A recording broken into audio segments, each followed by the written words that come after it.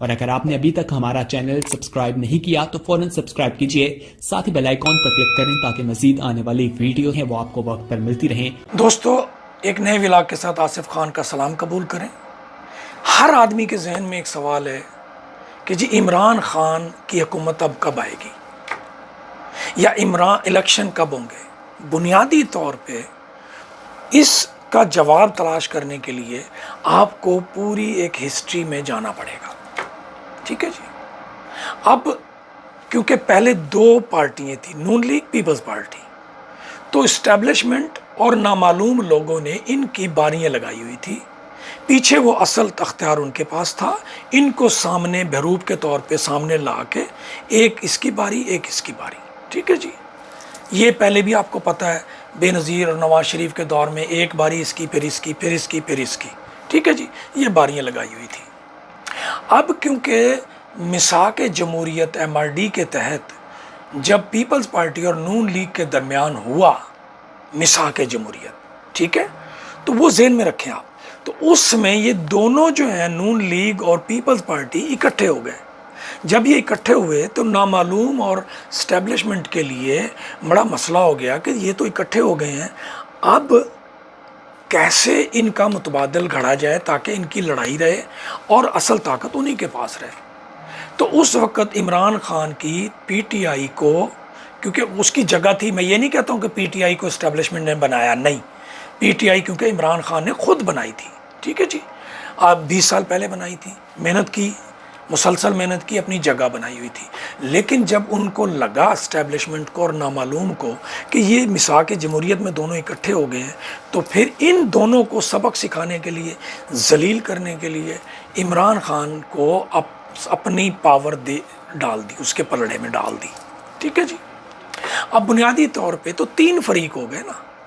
Peoples party کی حکومت 2008 مطلب تک رہی، ٹھیک ہے جی۔ اس کے بعد نون لیگ کی رہی، پھر اس کے بعد PTI کی رہی۔ تو اب باری تو ایسی لگنی چاہیے تھی کہ دوبارہ اب مطلب پیپلز پارٹی اپنی باری لے چکی، نون لیگ لے چکی، PTI بھی لے چکی، تو اب دوبارہ سے پیپلز پارٹی کی باری آئی، ٹھیک ہے۔ تو اسی وجہ سے بار بار شور مچ رہا تھا 2-3-4 مہینے سے پہلے کہ وزیر اعظم دوبارہ بنے گا بلاول، ٹھیک ہے جی، کیونکہ وہ یہ کہتے تھے اب ہماری باری ہے۔ تو پھر اس کے بعد نواز شریف کی باری، پھر اس کے بعد تیسری باری PTI کی، عمران خان کی۔ اب ہوا کیا کہ عمران خان نے اس ترتیب کو یا اسٹیبلشمنٹ کے اس پلان کو خراب کرنے کے لیے دن رات محنت کی، جلسے کیے، لوگوں کو ایجوکیٹ کیا، لوگوں کو اپنے ساتھ جوڑ لیا۔ اب اسٹیبلشمنٹ کے لیے، نامعلوم لوگوں کے لیے بڑا پرابلم کریٹ ہو گیا کہ بھئی یہ کیا ہو گیا، یہ تو ہمارا پورا بنا بنایا پلان جو ہم نے باریاں طے کی ہوئی ہیں اس کو خراب کر رہا ہے، ٹھیک ہے جی۔ تو اس کو، کیونکہ پیپلز پارٹی کی جب حکومت ہوتی تھی تو نون لیگ کی آتی تھی تو پیپلز پارٹی اس کو خراب کرتی تھی۔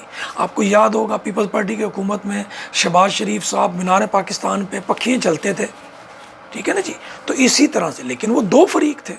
اب تیسرا فریق جب بیچ میں آ گیا تو پرابلم کریٹ ہو گیا، اور وہ پھر عمران خان نے کہا کہ جی الیکشن کراؤ، الیکشن میں جو بھی آئے گا وہ اس کی حکومت بن جائے۔ تو الیکشن اگر ہو جائیں آج کی صورت میں تو عمران خان سب کو پتہ جیت جائے گی PTI۔ تو جب PTI جیتے گی تو وہ جو ان کا پلان ہے کہ جی ہم نے ترتیب دی ہوئی ہے کہ جی اب پیپلز پارٹی کی باری ہے، اس سے اگلی نون لیگ کی، پھر اس سے اگلی PTI کی، تو یہ ترتیب تو خراب ہو گئی، ہمارا پلان تو خراب ہو گیا، تو پھر تو ہمارے ہاتھ سے کنٹرول سے چیزیں نکل گئی۔ تو اس کنٹرول کو برقرار رکھنے کے لیے انہوں نے PTI کے اوپر یہ سارا جو ظلم ہے یہ ڈھایا ہے۔ اچھا، اب پہلے لوگ دعویٰ کرتے ہیں جی پہلے تو اتنا ظلم نہیں ہوتا تھا۔ بھائی پہلے اتنا طاقتور لیڈر بھی نہیں ہوتا تھا، ٹھیک ہے۔ جتنا طاقتور لیڈر ہوگا، جتنی طاقتور پارٹی ہوگی، اتنی زور سے اس کے اوپر چوٹ ماری جائے گی۔ یہ چیز آپ ذہن میں رکھیں۔ پیپلز پارٹی نے جتنے مظاہرے کیے اتنی ان کی ذرا خاطر تواضع کر دی تو وہ پیچھے ہٹ گئی۔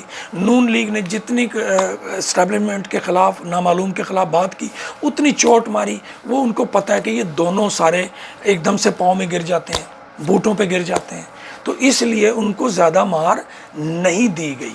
لیکن کیونکہ عمران خان نے ایک سب سے بڑا جو کارنامہ انجام دیا کہ سیاست کے اندر پوری فیملی کو انوالو کر دیا، پوری فیملی کو، عورت بھی، مرد بھی، بوڑھے بھی، جوان بھی، بچے بھی۔ یہ بڑا پرابلم تھا، اور کیونکہ اسٹیبلشمنٹ اور نامعلوم چاہتے ہیں کہ یہ عورتوں اور بچوں کی انوالومنٹ جو ہے نا یہ نہیں ہونی چاہیے، تو انہوں نے اس انوالومنٹ کو توڑنے کے لیے جو 10,000 لوگ گرفتار کیے وہ اس طریقے سے گرفتار کیے کہ لوگوں کے گھروں میں، حالانکہ وہ گرفتاری تو ویسے بھی دے دیتے تھے، دے دینی تھی انہوں نے، لیکن نہیں، ایسے گرفتاری نہیں کی، گھروں میں جا کے گھروں کو توڑا، بچوں کے سامنے ان کے والدین کو مارا، تو وہ شوق جو ہے، دہشت جو ہے بچوں کے، عورتوں کے ذہنوں میں بیٹھ گئی، اور اسی کا ریئیکشن تھا کہ عمار فاروق کا انتقال ہو گیا، عباد فاروق کے بیٹے کا، ٹھیک ہے جی۔ تو بنیادی طور پہ جتنی مضبوط پولیٹیکل لیڈرشپ ہوگی، جتنی مضبوط پولیٹیکل پارٹی ہوگی، اتنی زور سے اس کو مارا جائے گا، اتنی زور سے اس کو برباد کیا جائے گا، اس کی اتنی زور سے اس کے گھروں پہ حملہ کیا جائے گا، اتنی زور سے اس کو مالی نقصان پہنچایا جائے گا تاکہ وہ نیچے ڈاؤن ہو جائے۔ یہ وہ جو طریقہ کار ہے، اس سائیکالوجیکلی طور پہ، عملی طور پہ آپ کو سمجھنا چاہیے کہ میں بھی یہی بات کرتا تھا کہ یار ضیاء الحق نے تو اتنا ظلم نہیں کیا، مشرف نے تو اتنا ظلم نہیں کیا، کیونکہ ضیاء الحق اور مشرف کے مخالف جو تھے وہ اتنے طاقتور بھی نہیں تھے نا، تو اس لیے اتنا ظلم نہیں کیا۔ تو اپنے قمر جاوید باجوہ صاحب اور ہمارے حافظ عاصم منیر صاحب کے جو مخالف ہے P T I, Imran Khan, وہ زیادہ طاقتور ہیں، اس کے روٹس زیادہ گہرے ہیں، اس لیے ان روٹس کو توڑنے کے لیے یہ سب کچھ اتنی ہی طاقت سے کیا گیا تاکہ روٹس کاٹے جائیں، عورتوں اور بچوں کو سیاست سے دور کیا جائے۔ امید ہے بات سمجھ آ گئی ہوگی۔ بہت شکریہ دوستو، ویڈیو شیئر کریں، چینل سبسکرائب کریں۔ اللہ حافظ۔